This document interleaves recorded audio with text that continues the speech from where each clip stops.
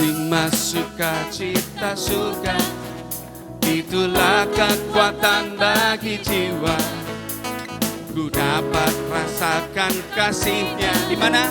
Di tengah badai yang bergelora. Yes, terima sukacita surga, itulah kekuatan bagi jiwa.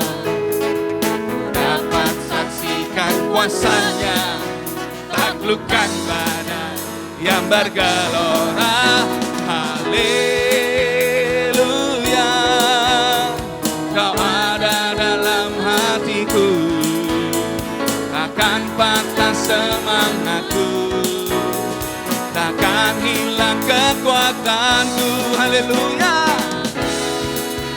haleluya, ku mau bersorak bagimu, sukacita surga nyata penuhiku. Haleluya. Terima Tuhan, katakan terima. Terima sukacita surga.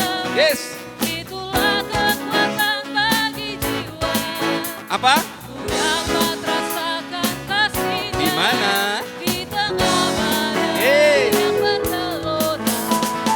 Terima sukacita surga, itulah kekuatan bagi jiwa. Ku dapat saksikan kuasanya, taklukkan badai yang bergelora. Haleluya, Kau ada dalam hatiku, takkan patah semangatku, takkan hilang kekuatanku. Haleluya, ku mau bersorak bagimu, sukacita surga nyata penuhiku. Haleluya, Kau ada dalam hatiku, takkan patah semangatku, takkan hilang kekuatanku. Haleluya, ku mau bersorak bagimu, sukacita surga nyata penuhiku. Haleluya, haleluya, Kau ada dalam hatiku, takkan patah semangatku, takkan hilang kekuatanku. Haleluya,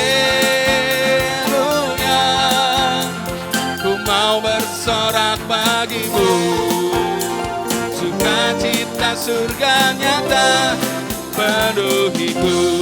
Sukacita, sukacita surga nyata penuhiku. Sukacita surga, sukacita surga nyata penuhiku. Haleluya, haleluya. Berikan kepada bagi anak kita yang baik. Yes. Biarkan telinga kami bisa mendengar suara-Mu walaupun di tengah badai itu. Biarkan telinga ini mendengar Roh Tuhan berbisik dan berbicara dalam hati kami. Pujilah Tuhan, hai jiwa. Pujilah Tuhan, hai jiwa. Pujilah kebesaran-Nya yang hidup. Dan Tuhan akan bermegah atas karyanya dalam hidupmu.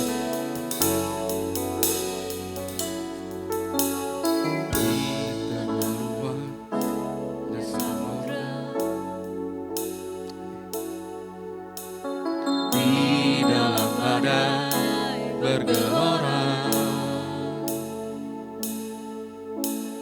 Kaulah jangkar hidupku,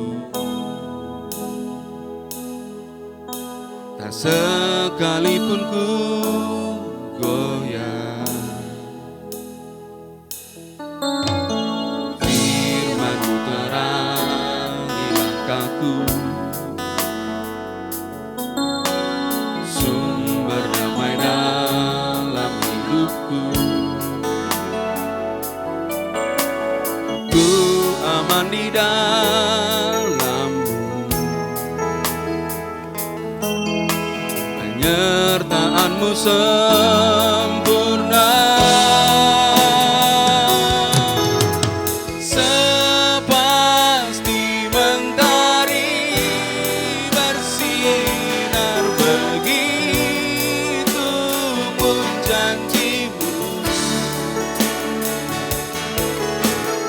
Dalam segala perkara Engkau turut bekerja. Sepasti mentari bersinar, begitu pun janji-Mu.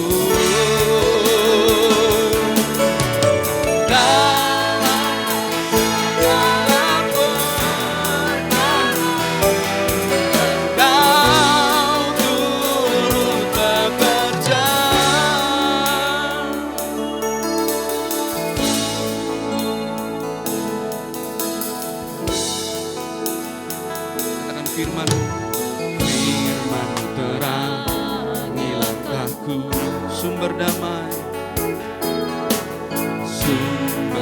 dalam hidupku. Kami aman Tuhan,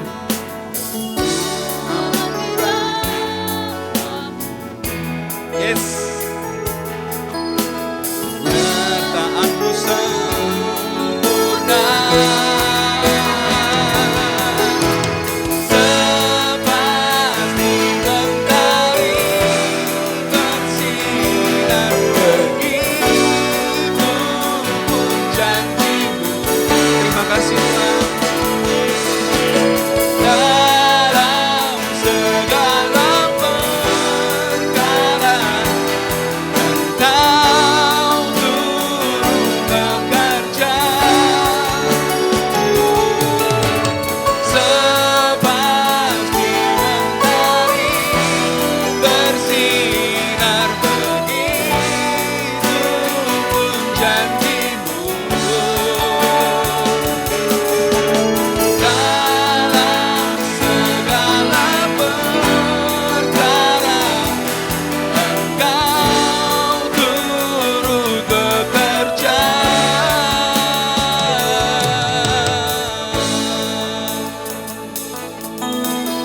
Engkaulah perisai kami Tuhan. Kepada siapalah kami harus takut? Haleluya. Perisai Pelindungku, batuku, Mari Arauna ucapkan ini sebagai doa. Kaulah Tuhan, Kaulah Raja, perisai pelindungku, Benteng pengharapanku, Kaulah Tuhan perisai, perisai pelindungku, batu karang yang teguh, benteng pengharapanku, Kaulah Tuhan perisai, perisai pelindungku, batu karang yang teguh, benteng pengharapanku, Kaulah Tuhan, Kaulah Raja. Sepasti mentari bersinar, begitu pun janji-Mu. Dalam segala perkara Engkau turut bekerja.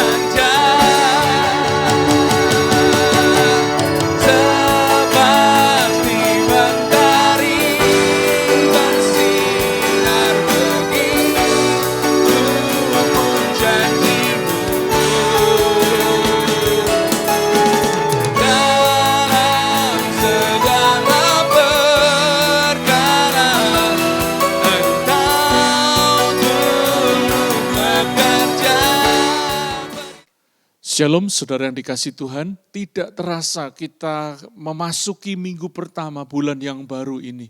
Saya percaya di setiap bulan yang baru, Tuhan menyediakan anugerah yang baru, berkat yang baru, pertolongan yang baru. Bagi saudara yang sedang menghadapi pergumulan, mari kuatkan iman. Kita dengar firman Tuhan pagi ini yang menuntun kita, mengarahkan kita, melindungi kita, bahkan melalui firman yang kita renungkan, kita hidupi. Maka kita mengalami berbagai pernyataan kuasa Allah yang ajaib. Bulan ini GBI secara nasional dan juga gereja kita mengambil tema tentang keuangan yang sehat. Saudara, ini sesuatu yang merupakan tuntunan bagi umat Tuhan, bagi setiap kita, bagi gereja Tuhan. Bagaimana di tengah situasi yang semakin tidak mudah ini, kita bisa mengalami yang terbaik, kita mengalami tuntunan, arahan, penyertaan, dan juga sekaligus pertolongan Tuhan. Mari kita siapkan hati kita pagi ini. Sebelum kita lebih lanjut, mari kita berdoa untuk firman yang kita baca.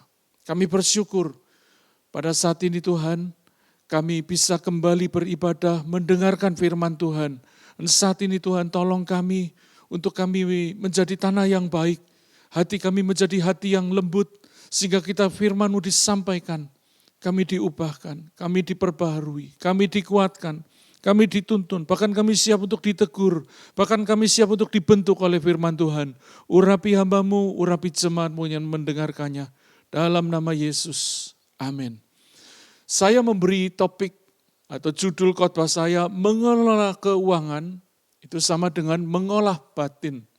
Mengelola keuangan sama dengan mengolah batin. Saudara, apakah keuangan itu saudara? Keuangan itu bicara tentang seluk-beluk, urusan uang, atau keadaan uang. Itu sebabnya saudara dikasih Tuhan, kita perlu belajar melalui pelajaran firman Tuhan dan juga sekaligus pengetahuan bagaimana kita mengurus keuangan kita sehingga kita memiliki keadaan uang yang baik. Bangsa ini tetap kuat ekonominya karena kita memiliki orang-orang yang mahir, orang-orang yang ahli dalam hal keuangan. Itu keuangan makro. Tapi dalam mengelola keuangan pribadi kita, kita juga butuh kemampuan diri untuk mengelolanya. Saudara tadi saya sudah katakan, bicara keuangan berbicara tentang manusia batin kita, tentang hati kita. Kenapa? Yesus berkata, di mana hartamu berada, di situ juga hatimu berada. Kita tidak sedang belajar tentang cara jitu menjadi kaya, 7 langkah menjadi sukses. Atau bagaimana kita memperluas bisnis dan usaha kita. Bukan itu saudara. Tapi kita sedang belajar bagaimana melalui tema ini kita membangun iman yang sehat dan hidup yang bertanggung jawab dalam mengelola keuangan. Minggu lalu kita mendengarkan khotbah, berkat itu cuma akibat. Saudara. Kalau saudara mengerjakan hal yang benar, saudara bertanggung jawab, saudara beriman kepada Tuhan, maka berkat pasti terjadi. Banyak orang hanya mengejar akibat, akhirnya mereka lelah saudara. Saudara yang dikasih Tuhan, uang itu bisa jadi hamba yang baik atau dia sebaliknya menjadi tuan yang kejam atas hidup kita ketika kita membiarkan diri kita dikuasai oleh cinta uang, oleh nafsu untuk mengejar menjadi kaya. Saudara, saudara uang itu sepertinya benda mati. Betul, tapi saya mau katakan ini yang cukup menyentak kita, uang itu punya roh. Uang itu punya roh. Itu sebabnya kita perlu memiliki roh yang teguh atasnya. Karena kalau tidak, saudara, kalau kita tidak punya kekuatan hati, kita tidak punya roh yang teguh, maka uang itu yang akan mengendalikan hidup kita dan menaklukkan kita sepenuhnya, saudara. Mengapa saya katakan uang itu punya roh? Saudara, Alkitab menyebut uang, harta itu dengan kata mamon. Tahukah arti mamon? Mamon itu terambil dari bahasa Aram yang merupakan, yang menunjuk kepada dewa kekayaan. Kenapa uang disebut dewa? Kenapa uang disebut berhala, ilah? Karena kenyataannya banyak orang yang dikuasai oleh uang. Awalnya mereka cari uang, awalnya mereka mengumpulkan uang. Dan pada satu titik ketika mereka tidak menyadarinya, maka mereka yang dikendalikan, dikuasai oleh uang. Saudara, saingan Tuhan dalam hidup kita, di Alkitab tidak dikatakan iblis, saudara.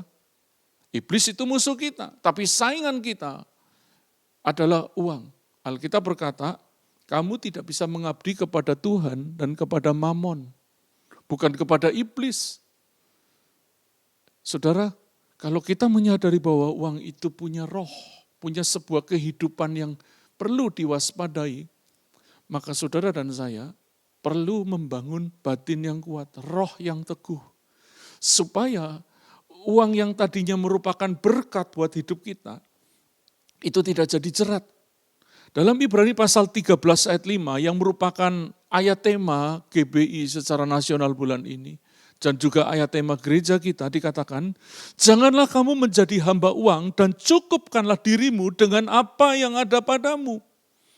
Karena Allah telah berfirman, aku sekali-kali tidak akan membiarkan engkau dan aku sekali-kali tidak akan meninggalkan engkau. Di sini ada larangan dan sekaligus juga ada perintah. Tadi dikatakan janganlah kamu jadi hamba uang. Dan perintahnya adalah cukupkanlah dirimu dengan apa yang ada padamu. Saudara tanamkan ini. Larangan itu bukanlah sebuah ancaman. Ketika Tuhan melarang itu bukan ancaman buat jiwa kita, buat roh kita, buat keselamatan kita. Itu adalah alat Tuhan untuk melindungi anak-anaknya. Sama seperti saudara menemukan dilarang melintas dikasih gambar tengkorak. Itu bukan untuk mengancam saudara, bukan menakut-nakuti, tapi untuk membuat saudara dan saya berawas-awas sehingga kita tidak mengalami bahaya yang tidak perlu. Saudara yang dikasihi Tuhan, kalau kita tidak memperhatikan larangan, maka kita sedang mengarahkan diri kita kepada sebuah bahaya. Dan perintah itu bukanlah tekanan.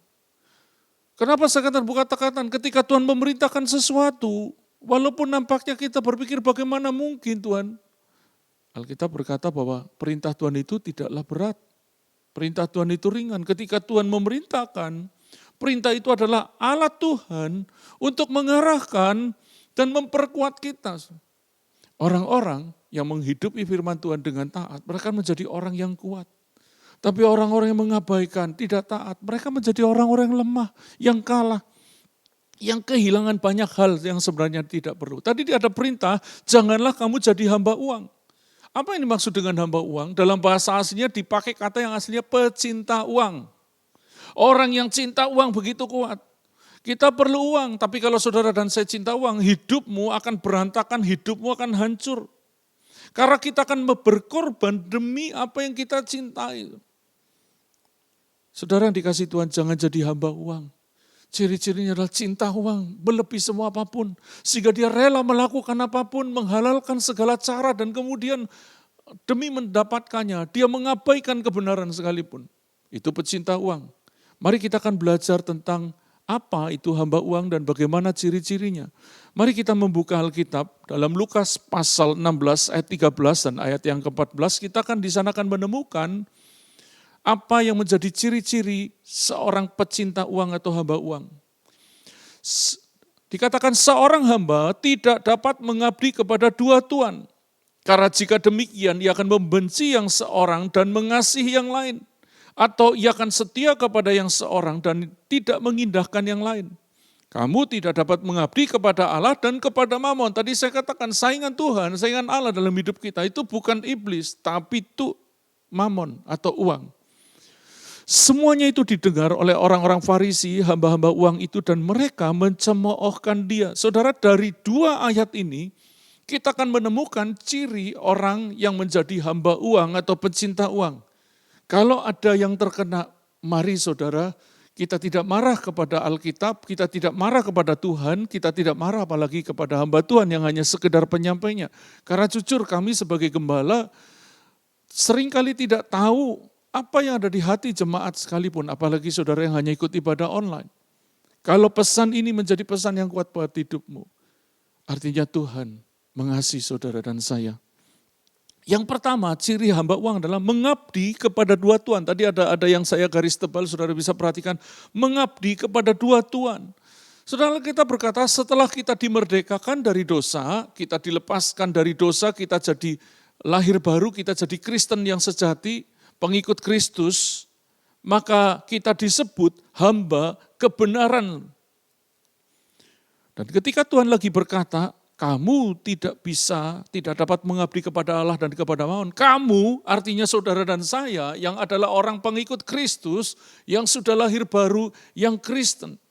Saudara, banyak orang Kristen masih mengabdi kepada dua Tuhan. Separuh hatinya ingin ikut Tuhan sungguh-sungguh, separuh hatinya dia pengen kaya, bernafsu menjadi kaya. Saudara, kaya bukan dosa, tapi ingin kaya bisa menjerat kita kepada kejahatan.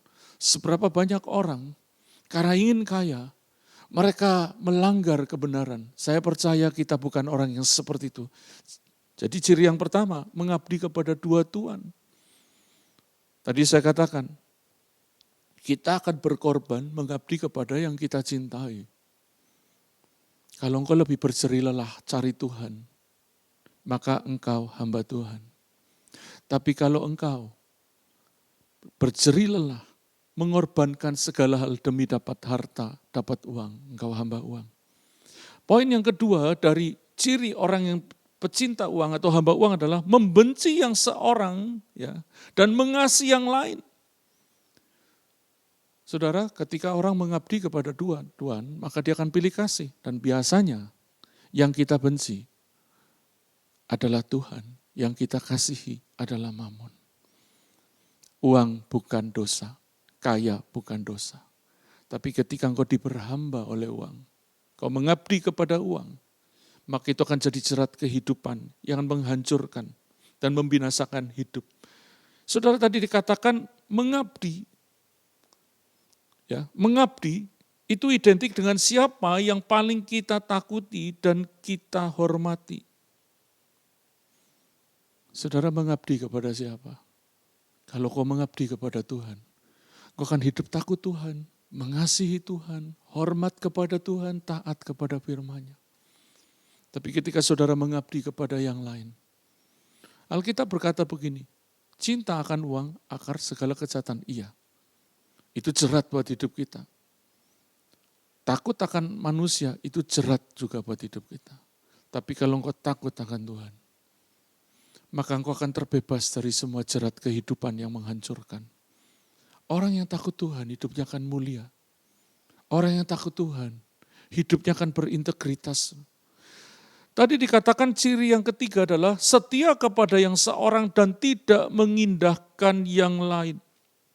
Tidak mengindahkan artinya memandang rendah, menganggap hina dan sepele, itu tidak mengindahkan. Saudara, ketika engkau mengabaikan nasihat orang tua, engkau tidak mengindahkan, engkau sedang menganggapnya sepele. Ketika saudara sedang menganggap sepele nasihat kudus dari hamba Tuhan, dari pemimpin sel grup saudara, dan engkau mencemooh dia bahkan membenci, engkau sedang tidak mengindahkan Tuhan dalam hidupmu. Karena orang-orang yang ditempatkan Tuhan atas hidupmu untuk menuntun, membimbing, itu Tuhan tidak salah tunjuk. Saudara, saudara saja yang seringkali menganggap sepele, tidak mengindahkan. Tadi dikatakan tidak mengindahkan yang lain. Setia kepada yang seorang. Biasanya kita lebih setia kepada uang kita. Kita bisa on time buka toko. Kita bisa on time untuk mencapai target. Tapi coba saudara, untuk on time dengan Tuhan. Ibadah on time. Kita masih hitung-hitungan. Orang yang setia akan memegang teguh alias menggenggam dengan sangat kuat. Siapa yang saudara dan saya pegang teguh? Tuhan. Yang kau rela kehilangan apapun, yang penting jangan kehilangan Tuhan. Atau saudara, engkau dengan gampang menukar imanmu hanya karena uang. Dan hari ini banyak juga karena jodoh, pindah agama, melepaskan Yesus demi dapat seseorang yang dia cintai. Saudara tadi bicara tentang uang, demikian pula ada banyak orang menjual imannya seperti Yudas demi 30 keping perak. Ciri yang selanjutnya saudara, mencemoohkan dia, yaitu mencemoohkan Yesus. Ciri hamba uang di ayat ini adalah suka mencemooh alias suka mengejek mereka yang berdiri di jalan yang benar. Itu yang paling sederhana. Ketika ada orang yang hidupnya lurus benar dicemooh. Nggak usah terlalu suci. Kamu kan bukan pendeta. Nggak usah terlalu kudus lah, kita masih hidup di dunia. Betul kita hidup di dunia, tapi kita bukan warga dunia ini. Kita warga kerajaan surga. Itu sebabnya dalam hal keuangan engkau pun perlu memiliki mental sebagai warga kerajaan surga. Warga kerajaan surga tidak suka menipu, tidak mencuri, Tidak mengingini orang, milik orang dengan cara yang tidak jujur. Kita tidak menjatuhkan orang lain demi kita bisa sukses sendiri. Itu bukan warga kerajaan surga. Kalau saudara warga kerajaan surga, engkau akan membangun iman yang benar dan kemudian bertanggung jawab dalam mengelola keuangan dan memiliki etika dan moral yang benar. Sehingga ketika engkau kaya, engkau semakin mulia. Orang-orang seperti ini, orang-orang yang suka mencemooh Yesus, jangankan kepada hamba Tuhan, wong Yesus saja dia cemooh. Orang-orang seperti ini, dia akan sulit menghormati hamba-hamba Tuhan yang menyampaikan kebenaran dengan semestinya. Mereka akan sangat menolak orang-orang yang menyampaikan kebenaran yang dianggap sebagai ancaman buat kenikmatannya. Mari kita lanjut. Tadi dikatakan jangan menjadi hamba uang. Dan Tuhan memerintahkan, cukupkanlah dirimu dengan apa yang ada padamu. Cukupkan diri itu bicara tentang rasa puas. Rasa puas. Bukan jumlah, saudara. Tapi kita merasa happy, merasa bahagia, merasa sukacita atasnya. Itu sebabnya saudara, saya mau katakan begini, orang-orang yang cukup seringkali tidak lebih kaya daripada orang kaya. Saudara. Ada orang yang cukup makan tempe tahu, hatinya happy, bahagia. Jadi mood booster buat hidupnya. Ada orang mau makan steak, mau makan daging yang dianggap semuanya mewah. Tapi hatinya tidak sukacita, dia tidak pernah puas. Itu bukan mencukupkan diri. Cukupkan diri itu perintah. Artinya rasa cukup hanya bisa terjadi ketika engkau taat kepada perintah, cukupkan diri. Mencukupkan diri dengan apa yang ada, bukan dengan apa yang tidak ada, saudara. Ketika kita mencoba mencukupkan diri dengan apa yang tidak ada, maka itu sedang menyakiti diri, saudara. Cukup itu bukan jumlah, tapi bicara tentang happy, sukacita. Alkitab berkata lebih baik sepiring sayur dengan penuh kasih daripada lembu tambun dengan penuh kegeraman. Saudara dikasih Tuhan, jangan sampai engkau punya tempat tidur mewah, engkau punya rumah mewah. Tapi yang tidur orang lain dan ketika engkau ada di rumahmu sendiri engkau tidak bisa tidur. Sementara maaf kata bukan menghina. Ada tukang becak yang sederhana. Di atas becaknya di bawah pohon, di dekat pohon dia tidur nyenyak pulas tanpa minum obat. Dan begitu bangun, dia makan kacang, minum kopi, happy di pinggir jalan. Sementara yang mewah, tapi hatinya tidak limpah. Saudara yang dikasih Tuhan, bagaimana kita bisa menghidupi rasa cukup itu di hidup kita? Karena ini perintah, maka saudara perlu taat. Bukan mas Tuhan aku cuma punya 10.000, mana cukup. Beli beras saja sekilo sudah enggak cukup.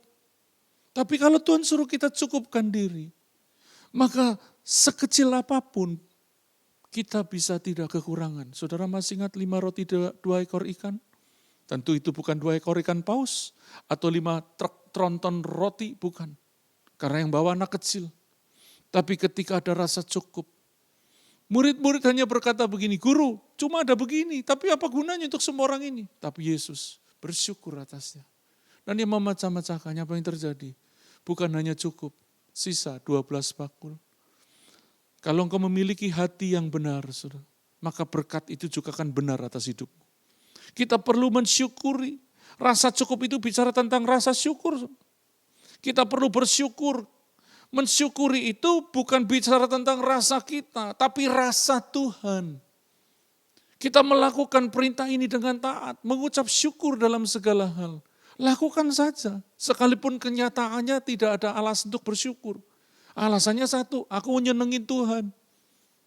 Itu sebabnya di tengah kondisi terburuk pun kau bisa bersyukur kalau engkau taat. Karena bicara rasa syukur bukan perasaanmu yang diutamakan, tapi perasaannya Tuhan. Kita mau menyenangkan Tuhan, kita mau mentaati Tuhan. Hal sederhana untuk bisa kita merasa cukup, saudara. Berpikirlah sederhana. Syukuri apa yang ada, karena hidup itu anugerah. Itu sebuah lagu. Syukuri apa yang ada, hidup adalah anugerah. Saudara, kalau engkau sadar hidup ini anugerah, maka hal sederhana bisa membuat engkau bahagia. Berapa minggu lalu setelah pergi liburan di tempat yang indah tapi dengan makanan yang tidak cocok buat orang Indonesia, pulang istri saya masak tempe. Wow, saudara, itu tempe rasanya nikmat sekali. Bayangkan berminggu-minggu tidak ketemu nasi yang sebagaimana kita biasa makan, lauk yang sebagaimana kita makan, makannya roti. Nikmat, dan tiba-tiba saya rasa bahagia, happy sampai bersyukur. Bersyukur, happy, dan jadi mood booster. Hari itu semangat banget, saudara. Gara-gara cuma ketemu tempe. Buat orang lain, ya cuma makan tempe. Tapi buat saya, tempe bisa buat saya bahagia. Apakah tempe atau makanan sederhana itu bisa membuat engkau bahagia? Atau keuangan yang masih sederhana bisa membuat engkau bahagia? Mari kita belajar mencukupkan diri. Saudara, ada larangan, ada perintah, dan biasanya juga ada janji. Tuhan tidak pernah suruh kita mencari Dia dengan sia-sia. Taat kepadanya sia-sia. Berkat itu akibat. Janji itu akibat dari ketaatan kita untuk menjauhi larangannya dan melakukan perintahnya dengan hati yang penuh kasih, hati yang rela. Mari kita baca kembali tadi ayat tadi Ibrani 13:5. Janganlah kamu jadi hamba uang dan cukupkanlah dirimu dengan apa yang ada padamu. Karena Allah telah berfirman, yang ngomong Tuhan, saudara. Kalau saudara tidak menjadi hamba uang dan mencukupkan diri dengan apa yang ada, Tuhan berkata begini, aku sekali-kali tidak akan membiarkan engkau. Dan aku sekali-kali tidak akan meninggalkan engkau. Kenapa tidak ditulis pakai kata dia tidak akan meninggalkan? Kenapa pakai kata aku? Karena yang bicara Tuhan langsung. Aku sekali-kali tidak akan meninggalkan engkau. Dan aku sekali-kali tidak akan membiarkan engkau. Itu ayat tadi ya, agak terbalik sih. Saudara, mari kita lihat dari ayat ini ada janji Tuhan. Di ayat ini, Tuhan tidak akan membiarkan. Tuhan tidak akan meninggalkan sekali-kali. Ini kondisi sulit. Para pengusaha mulai cemas-cemas. Apa yang harus saya kerjakan? Situasinya semakin sulit, semakin sulit. Krisis di berbagai tempat lebih mengerikan. Indonesia masih lebih ringan jauh dibanding negara lain. Kita bersyukur Tuhan menolong Indonesia. Tapi sekalipun demikian, seberapa banyak dari kita yang tanpa sadar dikuasai ketakutan untuk sesuatu yang belum terjadi. Bagaimana nanti bisnisku, pekerjaanku, bagaimana nanti uangku, sekolah anak-anakku, butuh uang semua. Tapi saya mau katakan ada janji Tuhan bahwa Dia tidak akan meninggalkan. Tapi ada catatan dari bagian ini. Orang-orang dengan tipe hamba uang dan yang tidak pernah merasa cukup, mereka akan kehilangan Tuhan dan hadiratnya. Orang yang rakus, orang yang cinta uang, orang yang tidak pernah rasa cukup, itu sedang menganggap Tuhan itu tidak ada dalam hidupnya. Mereka tidak yakin bahwa Tuhan mampu memeliharanya.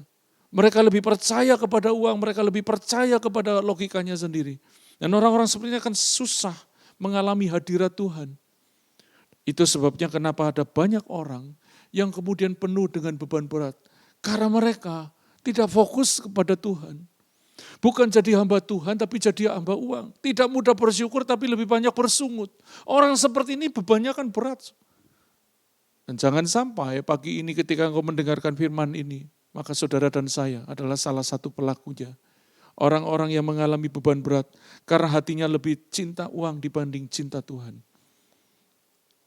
Tadi ada kata, aku sekali-kali tidak akan membiarkan engkau dan sekali-kali tidak akan meninggalkan engkau. Saudara, bayangkan ini.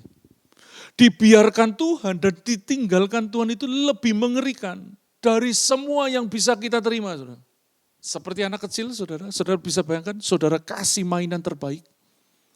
Saudara bebaskan semua untuk menikmati yang dia punya. Tapi anak umur 5-6 tahun, tapi saudara tidak ada di tempat itu. Mainan, fasilitas, semua yang dia sebenarnya suka tanpa ada kehadiran orang tuanya, itu akan mencelakakan dia. Itu sebabnya kan dalam mainan-mainan ditulis untuk anak di atas 3 tahun misalnya atau 5 tahun.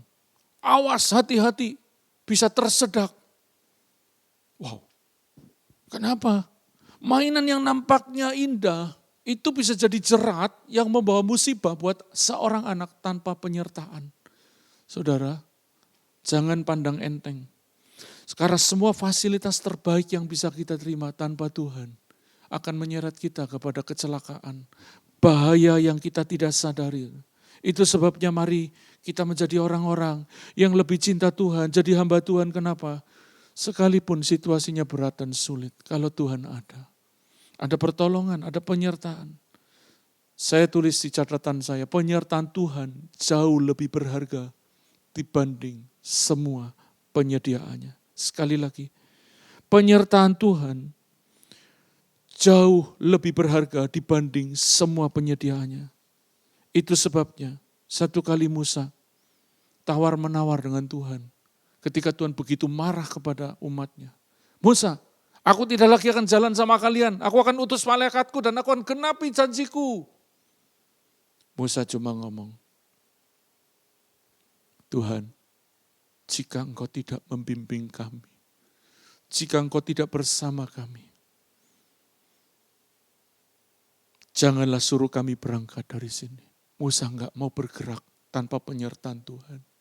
Kenapa itu tadi saya katakan? Tanpa penyertaan Tuhan, berkat itu bisa jadi jerat mematikan buat hidup saudara. Seberapa banyak orang tanpa penyertaan Tuhan, mereka kehilangan kebenaran, kemuliaan, hidup yang punya tujuan hilang. Yang ada cuma stres. Waktu saya lagi menyiapkan khotbah ini, saya membaca berita, ada artis terkenal, cantik, mengakhiri hidupnya dengan cara yang bukan dari Tuhan. Di umur 27 tahun. Sepertiga umurnya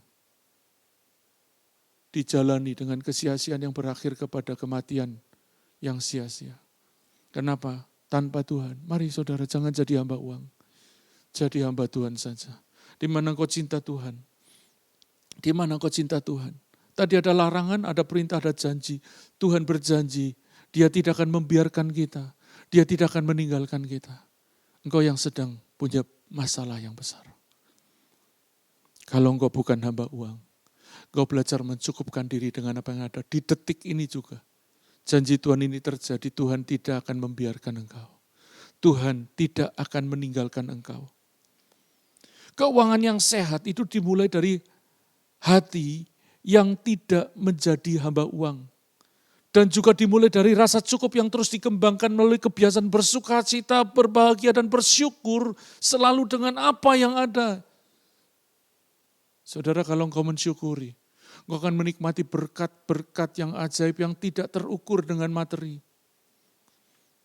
Saya pernah bercerita kepada saudara bagaimana ketika pagi sambil ngopi makan roti tawar yang diisi dengan sesuai yang saya kepingin, entah telur, entah coklat, entahkah selai. Cuma syukur begini, Tuhan, aku bisa nelen, itu karena Engkau semata. Tiba-tiba damai sejahtera Tuhan yang melampaui segala akal dan pikiran turun. Ada keharuan yang mendalam, betapa aku dikasih Tuhan sedemikian rupa. Saudara, berbicara tentang hati, maka tidak ada seorang pun di luar sana yang bertanggung jawab atasnya. Diri kita yang bertanggung jawab atasnya, bicara rasa syukur, bicara tentang mencukupkan diri, bicara tentang tidak menjadi hamba uang, itu bicara batin kita. Tadi saya katakan mengelola keuangan itu sama dengan mengolah batin di awal. Kalau bicara hati, saudara dan saya, diri sendirilah yang bertanggung jawab. Jangan salahkan situasimu, jangan salahkan orang lain atas kesulitan keuanganmu. Engkau perlu membangun hati yang benar, hati yang lurus, iman yang benar, dan hidup yang bertanggung jawab. Banyak orang cuma beriman, tapi enggak bertanggung jawab. Sulit mengelola keuangan dengan benar. Keinginan menjadi penguasa hidupnya. Sementara kebutuhan masih antri di belakangnya. Kewajiban ada di paling belakang, itu mengerikan. Saya belajar mendahulukan kewajiban, kebutuhan, lalu menyiapkan masa depan investasi, dan terakhir baru keinginan. Seberapa banyak saya cuma ngiler-ngiler saja, bukan karena tidak punya uang, karena saya mau punya masa depan. Menabur dan menabung, itu dua hal yang sama pentingnya. Menabur bicara tentang memiliki benih, menabung bicara tentang persiapan atas hidupku di hari depan. Itu sebabnya saya membagikan apa yang saya hidupi. Tuhan mau kita mengelola hati terlebih dahulu sebelum Dia mencurahkan berkat dan pertolongan yang ajaib. Karena bicara tentang Tuhan tidak membiarkan, Tuhan tidak meninggalkan, itu tidak Tuhan cuma hanya asal-asalan saudara bertindak atas hidupmu. Ketika Tuhan tidak membiarkan, artinya Dia yang mengambil alih semua persoalan terberat dalam hidupmu. Saudara, saya melakukan bagian saya dalam keuangan. Bagian yang saya tidak mampu, aku serahkan kepada Tuhan. Itu sebabnya orang-orang dekat dengan kami, mereka akan melihat bagaimana cara Tuhan berkarya di waktu yang sangat tersulit. Minggu lalu istri saya cerita bagaimana mengalami hal-hal yang ajaib, berkat yang ajaib. Sampai tanya, mau ngalami yang kayak saya? Kenapa saudara? Rasa sakit yang bukan terjadi sebagai akibat keburukanmu. Itu adalah benih untuk masa depanmu. Difitnah, di tempat difitnahan itu Tuhan akan berkati berlipat kali ganda. Kami tahu ada orang yang memfitnah tentang hubungan saya dengan istri saya. Ada yang berkata buruk di belakang. Kami cuma diam. Secara roh kami nangkap. Dan tahukah saudara berkatnya? Dikasih liburan 2 orang sekaligus dengan fasilitas bintang 5. Orang yang dekat dengan kami melihat itu. Dan saya, bagaimana bisa? Kakak atur jam jadwalnya kak? Enggak. Kami ketemu orang yang tidak kami duga. Yang dulu hanya dilihat di TV gara-gara beliau di rombongan kami, fasilitasnya ditingkatkan tanpa kami tambah biaya. Dan itu pun kami sudah gratis, saudara. Suami istri gratis liburan ke luar negeri 10 hari. Yang terbang aja 11 jam lebih itu rekor terlama yang saya pernah terbang. Tidak menyangka, sejauh itu bisa terbang. Tapi saya mau katakan, kami memilih menjaga hati. Memilih hati yang takut akan Tuhan. Dan mengandalkan Tuhan. Ketika ada hal sulit, kami cuma lapor sama Tuhan. Tuhan, kuatkan aku supaya aku tetap lurus. Kalau engkau lurus, Tuhan akan kuatkan. Tuhan akan curahkan berkatnya. Mari kita lanjut. Bagaimana agar kita tidak menjadi hamba uang? Karena tadi bicara tentang keuangan, bicara mengelola hati. Bagaimana kita tidak dikuasai oleh uang? Di mana hati kita tidak dijerat oleh uang? Bagaimana kita tidak jadi hamba uang? Yang pertama, saudara, persembahan dan persepuluhan. Itu bicara disiplin roh. Kalau saudara membaca Maleakhi pasal 3:10, biasanya tertuju kepada persepuluhan. Tapi di ayat sebelumnya itu tentang persembahan persepuluhan dan persembahan khusus. Yang harus kita bawa kepada Tuhan. Persembahan khusus itu bisa kolekte, bisa janji iman. Saya sudah berkali-kali mengatakan, tidak ada penyembahan tanpa persembahan. Di Ulangan pasal 14 ayat 23, di hadapan Tuhan Allahmu, di tempat yang akan dipilihnya untuk membuat namanya diam di sana, haruslah engkau memakan persembahan persepuluhan dan gandummu, dan anggurmu, dan minyakmu, ataupun dari anak-anak sulung lembu sapimu dan kambing dombamu, supaya engkau belajar untuk selalu takut akan Tuhan Allahmu. Apa yang dimaksud dengan memakan persembahan persepuluhan? Saudara, zaman dulu, orang yang membawa persembahan, mereka akan memakan sebagian itu untuk sebagai terhisap dalam perjanjian. Persembahan itu berhubungan dengan siapa yang saudara sembah. Dan ketika bicara penyembahan, itu bicara tentang perjanjian. Dengan siapa saudara terikat perjanjian. Dan zaman dulu ketika orang mengadakan perjanjian, maka mereka akan makan bersama-sama sebagai tanda pengikatan perjanjian itu. Jadi bukan menghabiskan per bulan, bukan. Tapi ketika per bulan itu dibelanjakan, di rumah Tuhan. Mereka akan ikut makan bersama, bersukacita. Itu sebabnya kenapa di gereja kita sering makan bersama. Tanpa minta biaya dari jemaat. Karena dasar ini, perpuluhan harus digunakan untuk bersukacita. Supaya ada makanan di rumah Tuhan. Supaya rumah Tuhan bisa jadi berkat. Bukan jadi berat, bukan jadi jerat. Saudara, saya tidak membahas tentang itu, tetapi bicara tentang disiplin roh. Orang yang membawa perpuluhannya tadi kan supaya engkau belajar untuk selalu takut akan Tuhan Allahmu.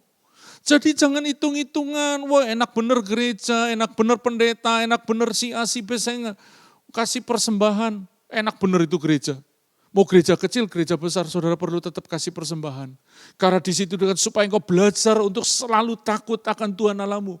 Persembahan harusnya tertuju kepada Tuhan, dan itu bicara tentang disiplin roh, supaya saudara selalu takut akan Tuhan. Itu nomor 1. Yang kedua, Bagaimana kita mendisiplin jiwa kita yaitu dengan menabung. Di Amsal pasal 6 ayat 6 sampai ayat yang ke-8 dikatakan, hai pemalas, ya, pergilah kepada semut. Masa kita disuruh pergi kepada semut?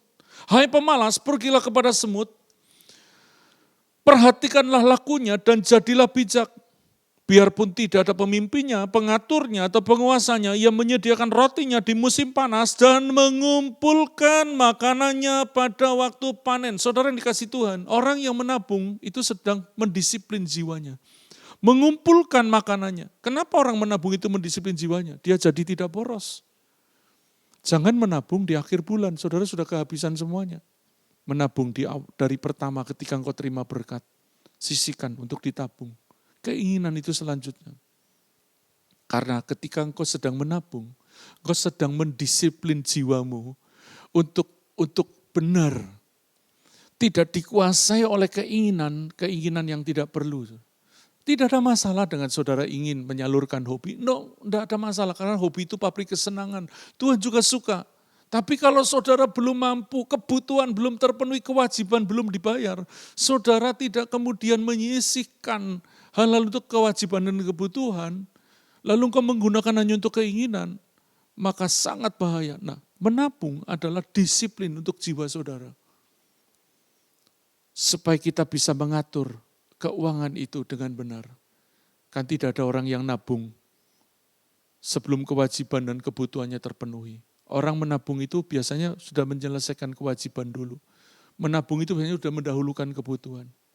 Tapi kalau engkau sudah menabung, maka keinginanmu akan jadi tuan atas hidupmu. Itu sebabnya saya katakan menabung itu disiplin jiwa. Tadi dikatakan semut itu mengumpulkan makanannya pada waktu panen. Nabung itu pada waktu engkau panen, tabung saudara, dikumpulkan. Karena kita tidak pernah tahu musim yang saudara. Saya sering ngomong kepada banyak orang, saya bukan ahli keuangan, tapi saya berkata begini, engkau harus punya dana talangan, dana cadangan. Sehingga di waktu sulit, mau seberapa besar usahamu atau seberapa banyak keuanganmu, engkau perlu punya dana talangan.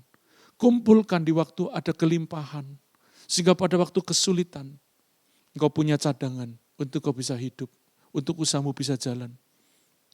Kita perlu jadi bijak. Ketika kita mengumpulkan, maka kita seperti semut. Mengumpulkan di waktu panen. Maka kita akan jadi orang yang bijak. Orang bijak. Punya pengetahuan dan bagaimana mengaplikasikannya, itu namanya bijak. Poin yang ketiga, bagaimana kita agar tidak menjadi hamba uang adalah menabur. Ini bicara disiplin kedagingan kita. Menabur. Apa itu menabur apa? Kalau saudara, mari kita lihat Galatia pasal 6 ayat 8 sampai ayat 10. Sebab barang siapa menabur dalam dagingnya, ia akan menuai kebinasaan dari dagingnya. Tetapi barang siapa menabur dalam roh, ia akan menuai hidup yang kekal dari roh itu. Janganlah kita jemu-jemu berbuat baik. Saudara, berbuat baik bisa bosan. Tapi Tuhan berkata jangan jemu. Apalagi kesel, saudara. Biasanya kita berbuat baik ke orang yang ditolong malah sembarangan hidupnya. Karena apabila sudah datang waktunya, kairosnya, kita akan menuai jika kita tidak jadi lemah. Kapan kita menuai? Kalau kita tidak jadi lemah. Banyak orang menabur, tapi dia lemah. Akibatnya dia tidak menuai. Engkau perlu kuat dalam iman ketika taburanmu sepertinya tidak menghasilkan. Saudara, nanam toge dan nanam pohon mangga itu prosesnya beda. Toge 3 malam aja udah jadi pohon. Toge. Tapi hasilnya cuma murah, jadi sayur per kilo. Kalau mangga, tanam mangga lama-lama, tapi begitu dia berbuah, dia menghasilkan jauh lebih banyak dan kesinambungan yang jauh lebih banyak. Toge tidak menghasilkan. Tapi mangga begitu bijinya dimakan, ditanam lagi, menghasilkan lagi. Ketika engkau hari ini sudah berkata, aku sudah menabur, gak terjadi apa-apa. Karena mungkin saudara tanam bukan toge. Tapi mangga yang jauh lebih berharga, jauh lebih mahal, jauh lebih berkesinambungan. Dikatakan, karena itu selama masih ada kesempatan bagi kita, marilah kita berbuat baik kepada semua orang, tetapi terutama kepada teman-teman kita seiman. Menabur itu artinya berbuat baik, saudara. Murah hati itu murah, yang mahal itu pelit. Coba praktekkan saja, murah hati itu murah. Engkau cuma bisa masak, bikin kering tempe bagi ke temanmu. Engkau cuma bisa bikin tahu goreng, tempe goreng, tapi engkau tergerak hatimu, kasih ke temanmu. berbaik kepada semua orang, kepada kawan-kawan kita seiman. Kami mengerjakan selama pandemi, menabur. Karena itu menjadi rema buat saya, orang yang menabur akan menuai. Kami kerjakan. Kita nggak hitung-hitungan ke tukang parkir. Kadang kami memberi lebih ketika kami tergerak. Ketemu tukang parkir, kami berbuat baik. Pesan makanan di Grab, kadang-kadang ketika lagi digerakkan ngasih uang cash, lumayan nih bisa buat ngopi. Kadang-kadang terima begini sudah terbelah. Bu, terima kasih. Lumayan bisa beli bensin pagi ini. Saudara, murah hati itu murah sepele. Tidak banyak yang perlu dikorbankan, tapi ketika engkau pelit, engkau kehilangan kehidupanmu. Kesukacitaanmu, kebahagiaan hilang semuanya, kesehatanmu hilang. Saudara, mari kita jadi orang yang berbuat baik dan gunakan setiap waktu jadi kesempatan. Tentu kita tidak boleh menabur di tempat duri tumbuh, karena itu tidak akan berbuah. Engkau minta kepekaan tuntunan Tuhan untuk jadi orang murah hati. Mari kita kembali ke ayat tema di Ibrani 13 ayat 5. Tadi dikatakan, janganlah kamu menjadi hamba uang. Dan cukuplah dirimu dengan apa yang ada padamu, karena Allah telah berfirman, aku sekali-kali tidak akan membiarkan engkau, dan aku sekali-kali tidak akan meninggalkan engkau. Amin. Saudara, Tuhan berjanji tidak akan membiarkan saudara. Tuhan berjanji tidak meninggalkan, sekali-kali pun enggak. Jadi kalau engkau sedang sulit, janji Tuhan di ayat ini, Tuhan tidak akan membiarkan, Tuhan tidak meninggalkan engkau. Dia bukan pengecut. Waktu engkau susah, dia pergi jauh. Dia pahlawan, akan memberi engkau kemenangan. Dia tidak lari. Di dalam persoalanmu yang berat, dia berjanji akan tidak membiarkan dan tidak akan meninggalkan saudara. Mari kita pegang ini. Jadi pegangan iman kita, supaya kita bisa mengelola hati kita. Bertanggung jawab dalam mengelola keuangan. Dan kita hidup dalam keuangan yang sehat. Tuhan memberkati. Sesaat lagi kita akan mengadakan perjamuan kudus. Namun sebelum itu saudara, saya mau berdoa. Untuk kau yang sedang membutuhkan pertolongan Tuhan. Seturut firman Tuhan bahwa Tuhan tidak akan membiarkan. Tuhan tidak akan meninggalkan. Kau yang sedang punya pergumulan untuk keuanganmu. Hutang, tagihan, yang kau berkata Tuhan, aku enggak mampu.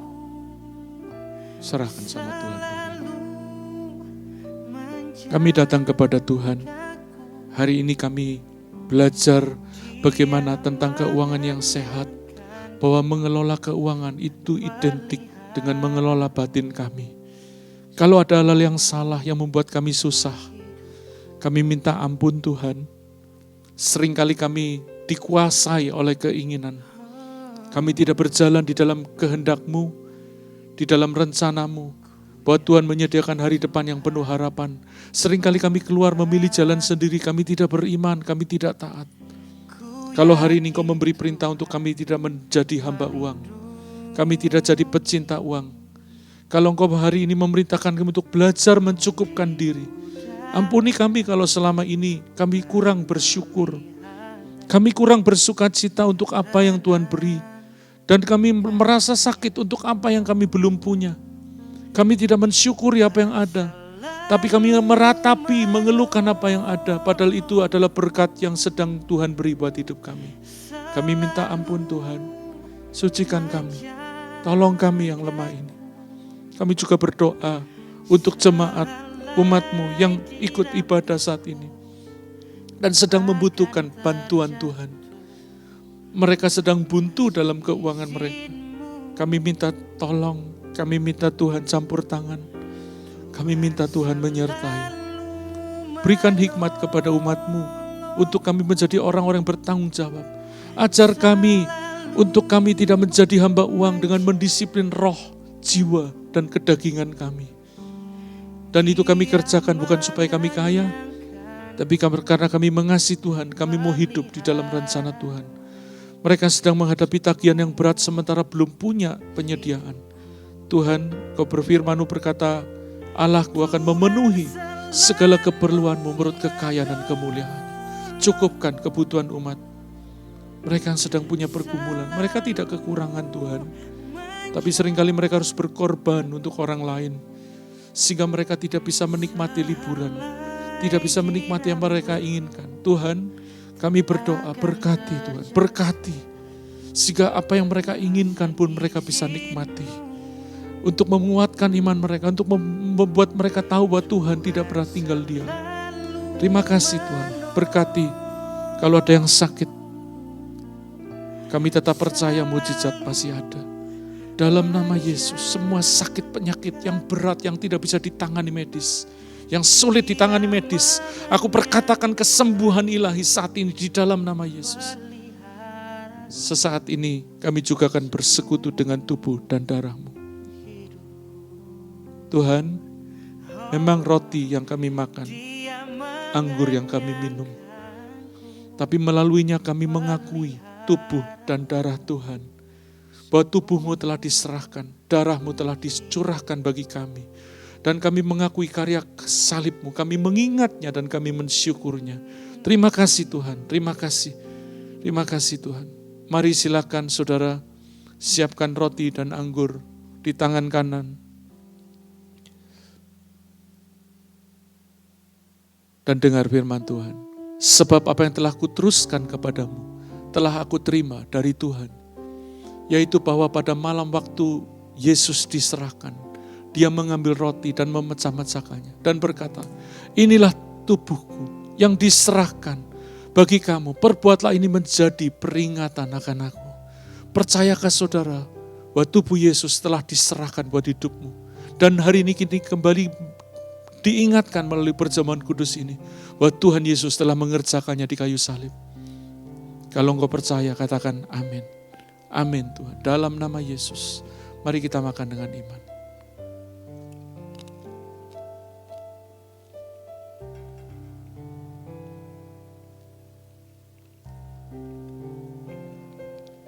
Kami bersyukur buat tubuh-Mu yang telah diserahkan. Kami percaya kami sudah diampuni, kami sudah sembuh. Oleh bilur-bilur-Mu kami sembuh. Dan hari ini kami mengingat kembali karya itu. Supaya kami sadar bahwa kami adalah milik Kristus. Kami sudah ditebus, kami sudah disembuhkan, kami sudah diampuni dosanya. 2000 tahun lalu di kayu salib, sudah Engkau kerjakan bagi kami. Terima kasih Tuhan. Mari kita mempersiapkan cawan dan mengangkatnya di tangan kanan kita. Dan dengarkan firman Tuhan. Demikian juga sesudah makan Yesus mengambil cawan dan berkata, cawan ini adalah perjanjian baru yang dimeteraikan dengan darahku. Perbuatlah ini menjadi peringatan akan aku setiap kali kamu meminumnya. Percayakah saudara bahwa engkau telah ditebus dengan darah Yesus? Dan hari ini kembali kita mengingatnya dengan perjamuan kudus ini. Kalau engkau percaya katakan amin. Amin Tuhan. Dalam nama Yesus.